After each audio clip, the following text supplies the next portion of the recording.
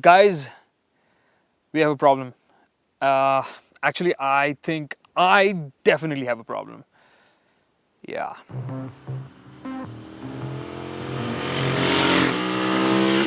No, I'm not trying to say that Royal Enfield's hotly anticipated Interceptor is the problem. No, and yes, it is the 650cc twin-cylinder Royal Enfield that we've all been waiting for. The problem is the questions that you want answered. Well, not all of them, one in particular. And I've got a whole list of questions that you asked us to answer. So let's tackle them one by one, starting with the easy ones first. First up, how much will it cost? Under 2.5 lakh rupees ex-showroom or about less than 3 lakh rupees on road for this 650cc twin-cylinder Royal Enfield. That's incredible value. You're excited, aren't you? But how has Royal Enfield managed to pull this off? Well, by making some crucial decisions. For instance, no upside-down forks at the front. The engine is air and oil cooled. It isn't liquid cooled, which would have made it heavier and more expensive. And of course, that isn't a hugely powerful engine. It's got 47 horsepower. It could have done with more, but that would have made it, more expensive to make as well. And when you look at the suspension, there's no monoshock. But you look at what you've got for this price, you've still got a solid package. I love the chrome bits like that handlebar with the brace in the middle. You look at that solid dual cradle frame going down that's holding it all together. The fantastic finish for the exhaust or the shocks, and of course the fact that you've got spoked alloy rims, Pirelli Phantom Sport Comp tires. You've got pretty good kit on offer here. That price tag might make you wonder, is the Interceptor solid enough? Let's find out.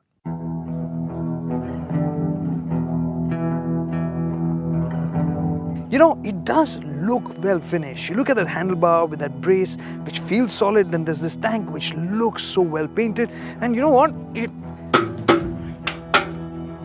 feels solid. I mean, it feels like it's well put together, better than anything we've seen in the past. And I know we said this for the Himalayan as well when we first rode it, but this feels whole several rungs better than what we experienced on the Himalayan. Here we really have nothing to nitpick about. This feels like an all-new RE in terms of expectation setting.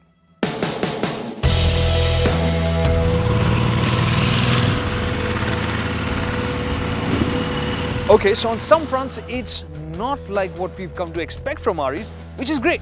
But on some fronts, we want it to be like an RE. What I mean is, does it still have the thump? Well, no, but there is a new beat in town, and from the stock exhaust, what you get is a mellow rumble, one that you'll appreciate even at the end of a 500-kilometer ride. But I can tell you that most RE enthusiasts would love a bit more volume. What's next? कितना देती है, but Royal Enfield so कितना vibrate करती है. चाय का cup है क्या? चाय का cup. Okay. Now we know.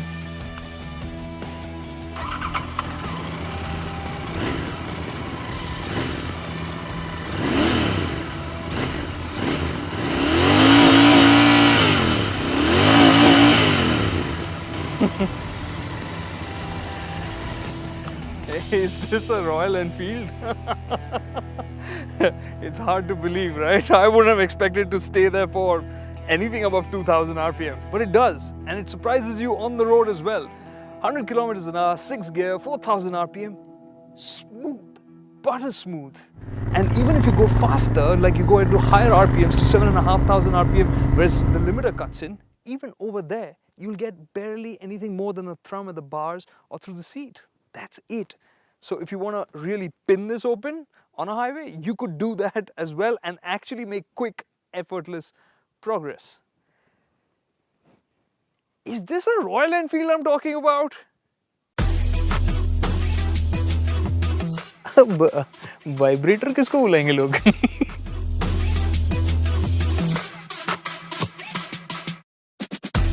And of course, the other question.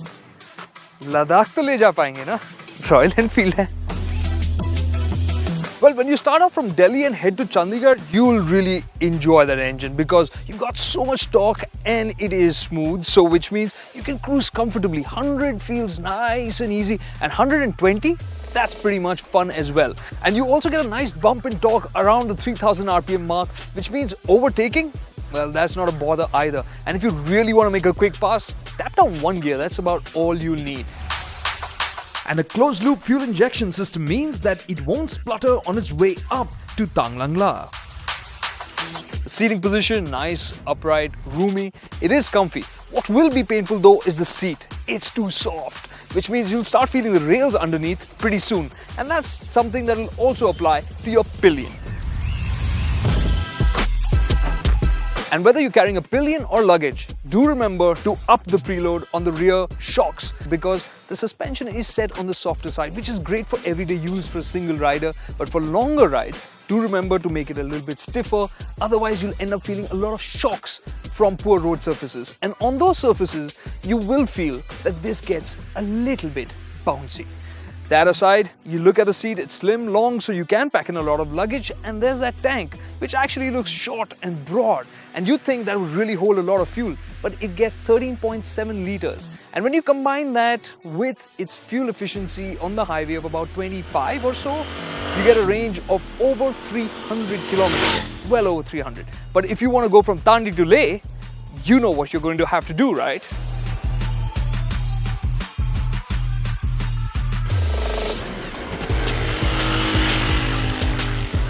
What I'm saying is, just to be safe, carry some backup.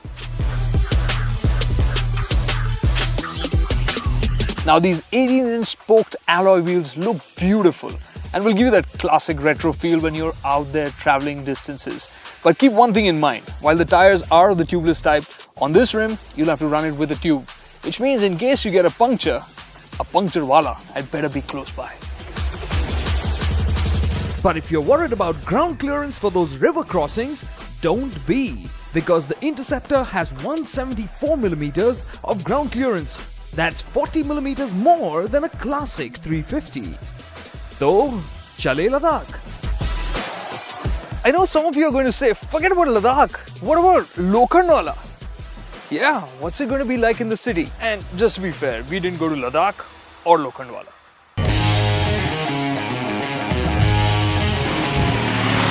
The Interceptor cruises on the highway and it can do the same in the city too. That's because it's got so much torque right from 1500 RPM that spending the entire day in third or fourth gear, 30, 40 kilometers an hour really isn't a hassle. And then the 6-speed gearbox is slick, the clutch is light, and you just roll on the gas in third or fourth and it just marches ahead smartly. It's not like super quick, but it is more than you would have expected from something that seems like such a simple engine as such. And considering it's an air-cooled engine, you might have been worried about heat. But in our experience in the city, yes, it got hot. But did it cook our thighs? No, it did not. And that isn't everything either, because there's the weight to think about. This, in the statement as given by Royal Enfield, weighs 202 kilograms. But that's without fuel. So we estimate this to be about 210 kilograms, which is about 18 kilos more than a Thunderbird 350. That is a bit, and you do feel some of it while commuting in the city. It isn't as much as you'd expect, but you do feel the weight at the bars when you steer it around. The really sharp steering geometry certainly lightens the load at the bars, but it can't make all that weight disappear. When you get riding, it's not so apparent. It's especially when you're parking or moving it around in parking spots that you'll feel the weight quite apparently. There's one thing I'd like to warn you about, especially at low speeds and paddling around in the city. Take care of the foot pegs. Because of the large engine, they have been pushed outwards, and in case of emergencies when you want to get a foot down, you tend to fumble with them. That is, until you get used to them. So yeah, keep that in mind. And as for shorties, a seat height of 804mm isn't all that much, and it does make it that much easier to manage the weight even when you're paddling at low speeds. So it can tour, it can commute, as you would have expected, but can it keep up with your fast friends? Yeah, sorry.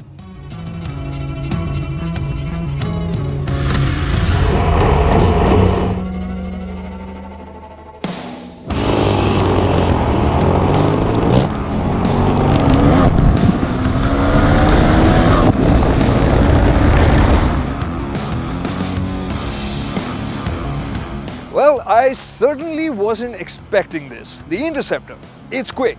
In a straight line, from 0 to 100, it will run really close with the KTM 390 Duke. So yes, this bike has pace. And even if you open up in gear and accelerate and go head to head with something like a KTM 390 Duke, which is known for being great value for money and really potent in terms of performance, the Interceptor, it might run a little bit behind, but it can hold its own. And it doesn't just stop over there. In terms of braking performance, it stops shorter than a 390 Duke and on par with something like a Kawasaki Vulcan S. So that is impressive performance from those floating 320mm Brembos up front and those Pirelli tires that it's got.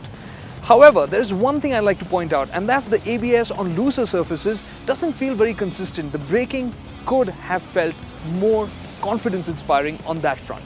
But if you just chuck it around corners, nice sweepers, you'll find that it flows really nicely. It has a lot of confidence, but if you really start hustling it, that's when it starts feeling a little bit nervous. But it won't make you feel nervous. That is a definite upside. It'll just let you get a hint that you should probably back off now. Let me say this loud and clear. The braking power on the Interceptor is phenomenal. Check out these numbers. Even if it is stopping 1 meter earlier, it is commendable because the RE is heavier than these bikes. And it continues to wow. Let me explain. The ultra-sharp rake angle for the steering and the short trail are responsible for a somewhat fidgety steering, which can also catch ruts or undulations. Also, the sidewall of the Pirelli at the rear squishes a bit, and therefore, it does what it does. Treading over wet roads, I would recommend taking some care, especially at first. And on a side note, when you hug the tank hard, it will dig into your thighs. And that's all. Makes me wonder what the Continental GT will be like.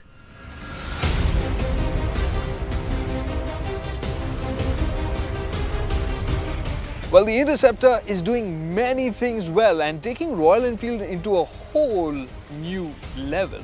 And actually this is something we've never done before as well. So yeah, it's going well.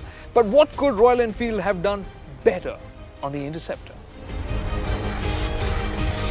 Bear with us guys, we're bringing you the answers. The day is turned into night, but here's the answer for this question. And that is, yes, it could have done with a little bit more pizzazz. For instance, the headlamp is that old school prismatic cover for the lamp. It does its job well, it illuminates the road well, it's got great throw, but it just looks old. And then there's that instrument cluster. It looks too simple for a bike that's looking to take the Royal Enfield rider to a new level of experiences, a whole new level of richness. That doesn't quite cut it. In the interest of being classical, some things have taken a hit. Conveniences like a gear position indicator, mirrors that actually show you what's behind you are necessities for me today. Well, we are really close to the question that I'd love to avoid, but before we get there, this question is what you want answered. Should you buy an Interceptor 650? I'm going to answer that a little bit differently by trying to highlight why you shouldn't buy an RE Interceptor. And I know we're kind of in the twilight zone, but this is for real. This motorcycle, it's kind of hard to fault. It does so many things and does them so well that you'd end up reaching out for the keys of the Interceptor way more than you originally expected. Yes, I did think it was going to play to my heart a bit more, but it's actually playing more to this. And when you factor in the price, this ends up seeming like a versatile, sensible package that's really hard to resist. The Interceptor's charm will creep up on you. It's a motorcycle with a lot of maturity. And if you are a similar kind of rider, you know what to do. And finally, the question that I would have loved to dodge. Should you buy one now? The first lot. Well, when we first rode the Himalayan media bikes, we were hugely impressed. And we stood up and vouched for it. And then you know what happened. And this time around with the Interceptor, the feeling's pretty much the same, but on a whole different level. This motorcycle really feels very impressive, very well built, and so I would love to stand up for it. But this time around, I'm gonna just hold back for now. And here's a bonus question, and it's for you couch potatoes. Get those fingers moving and punch in some comments below. Let us know what you thought of the Interceptor 650 from Royal Enfield. Did it excite you? If yes, tell us why. If not, can we drop a thought in your head? What do you think about a Himalayan 650? Does that excite you? Well, let us know in the comments. And while we wait for that to turn into reality, there's something else that's already here, and that's the Interceptor sibling, the Continental GT 650. We'll be riding that soon, and we'll bring you a review of that here on Zig Wheels, so stay tuned.